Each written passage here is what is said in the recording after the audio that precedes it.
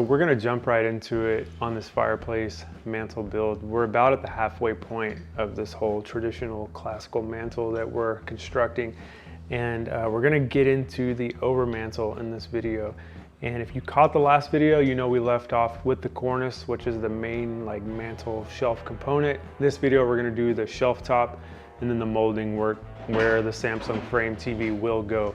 So I actually already shot a lot of this video, and unfortunately I'm filming on a new camera, which should be a good thing, and it is. I'm filming on it right now, but these original videos that I shot of the mantle that you're about to see, I didn't know what I was doing with this new camera, and I kind of screwed up some of the images and some of the audio. So I'll be voiceovering some of this, and some of this stuff I just completely lost. Like I made some more plinth blocks, made a video here in the shop. I don't know where that footage is. It recorded something and I must have formatted the card. I do not know. So I think I have it figured out now though, moving forward. So everything from here on out should be good. This here is just a piece of Windsor that I milled down to 3/8, just send it through the planer. So now this will slide in here, and this surface here, this is flush with the outside edge of our crown, which seems odd, but whenever you see me put my little nosing on, it'll make sense.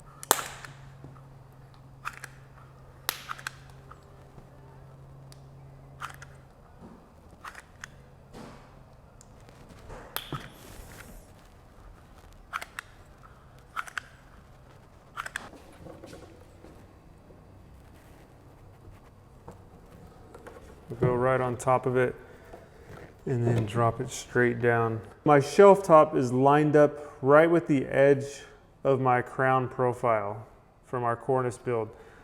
And I know that from that point back, 2 inches is where my blocking is. So I have a 2-inch block here, or it's like a spacer rather, and I can just mark here.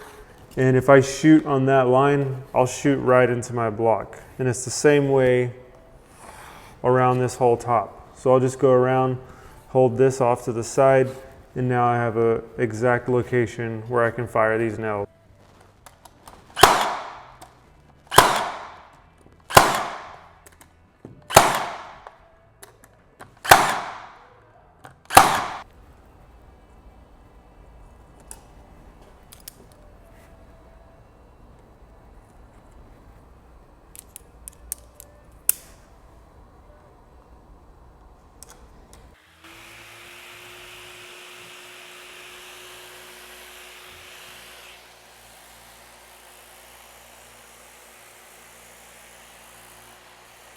So with our shelf top on, we can now wrap it with this nosing piece. This is a half round profile, so it's half of a circle, and it is 3/8 tall by 1/4 inch deep, and this will just be applied straight to the face of our shelf top.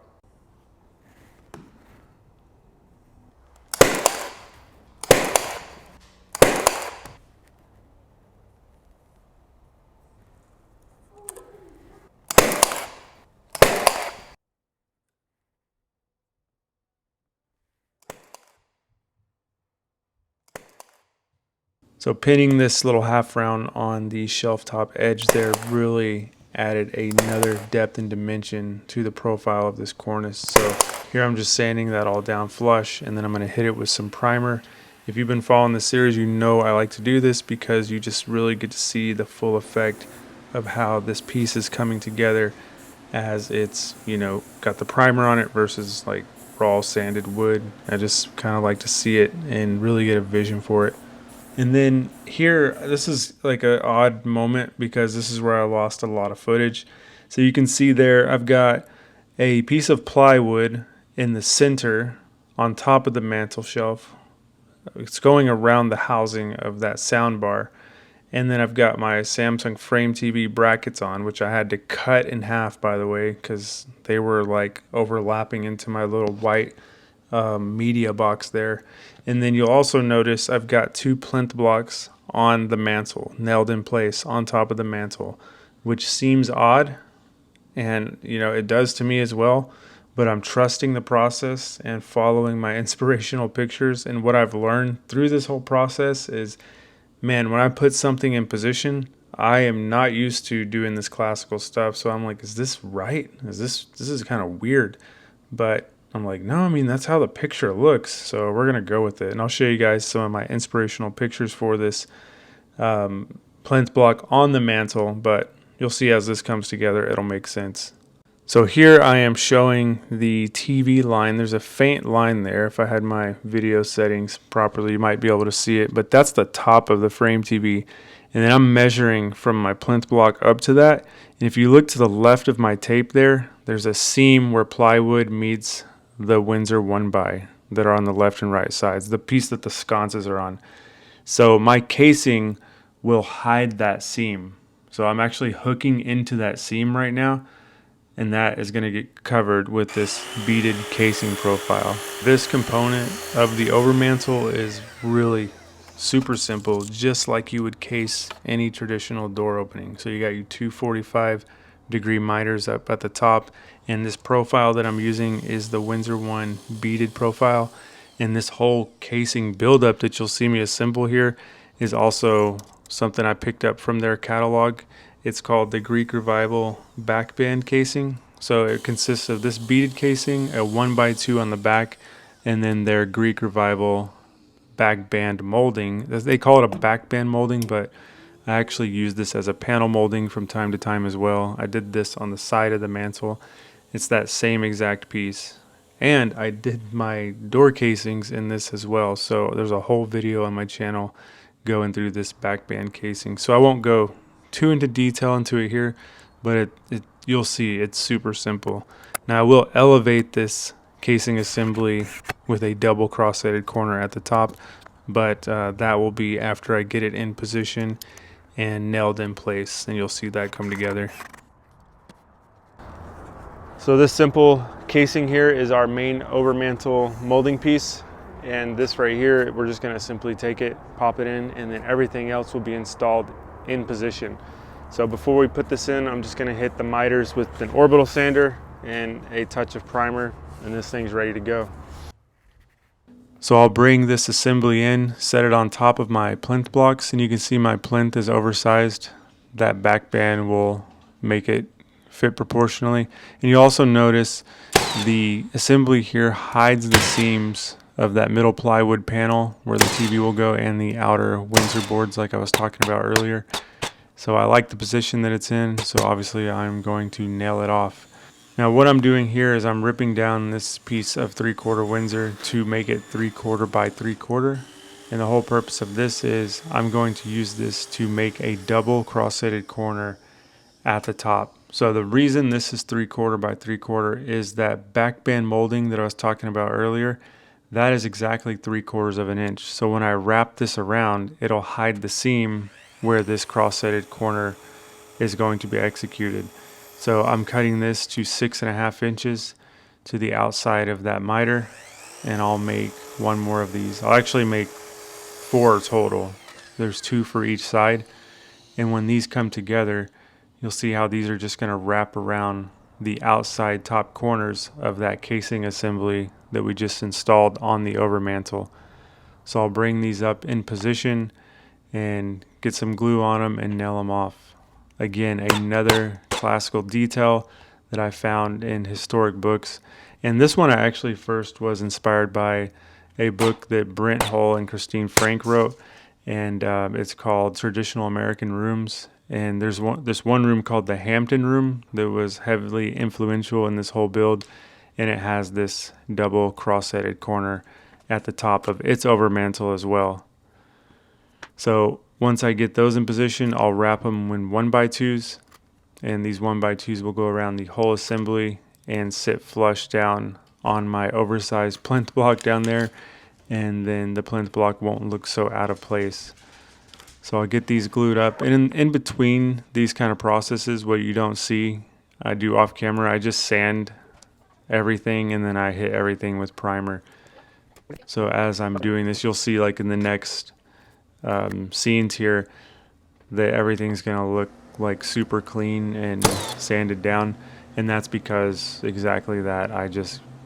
Like I've said before, I just like to prime things and make them look good so you can see how the whole thing is coming together. So with that in position, the next step is going to be to wrap that Greek Revival backband molding up inside up against that 1x2.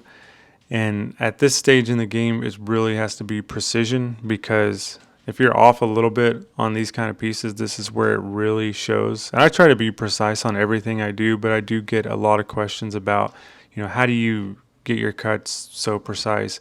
And really, in situations like this, I'm not even pulling out a tape measure. I'm just bringing in pieces that are oversized, holding them up in position, and marking them with a pencil. That is, in my experience, the best way to get these little precision cuts made, because you don't have to worry about the end of the tape, how there's that 16th of play in it. You don't have to worry about, if you're holding the tape measure in the right position, because you can end up wasting a lot of material. Now, granted, it's not going to be a lot of material, because these, like on something like this, the pieces I'm working with are, the 3/4 of an inch, 5 inches right here. It's not that big of a deal, but you will be frustrated running back and forth to the saw if you don't do something like that pencil technique where you hold it in position and just mark each piece individually. It's the best way. And especially on these short pieces, like that little one I'm putting in right now, if you're a 16th over on that one, you're not recutting that. You're not shaving that off there. You're recutting that piece, because there's no way you're holding that up on the saw and recutting it unless you glue it to something, but it's kind of a waste of time for such a small piece. So that's really the name of the game when it comes to precision for me on these small pieces. Just coming up with little ways to save yourself time and get the look that you want. And you could see this double cross-sided corner. I mean, this is one reason I love traditionalism and classicism, because I'd never seen this till I opened the pages of those books, and then it opens up a whole new world to you. And in my humble opinion, that assembly of trim right there that I'm putting together looks awesome. So buy some books. You'll be inspired, because what we're doing these days, it's like the opposite of inspiring. It's whatever the opposite of inspiring is.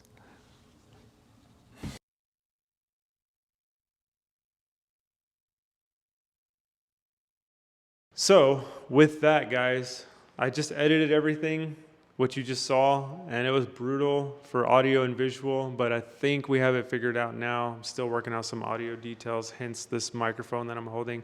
But check it out. This is our mantle with our shelf top, with our over-mantel, and as you can see, we have this Samsung frame TV in here.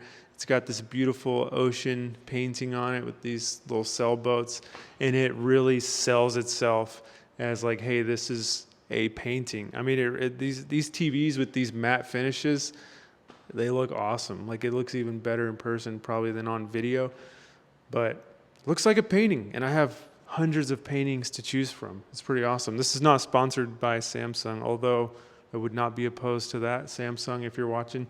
But no, this looks awesome. I do want to change out this frame. You can change these frames out, and the black one looks too TV-ish, so I would like to switch it out. They have a white one and I think they have like an oak colored one, but I probably will just go with the white. I think it'll just sell it a little bit more.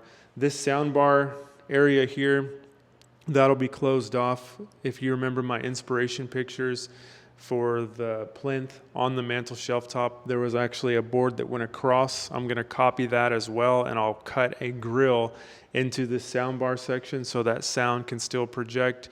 Probably not the best idea for sound quality. I'll see how it goes and I'll let you know.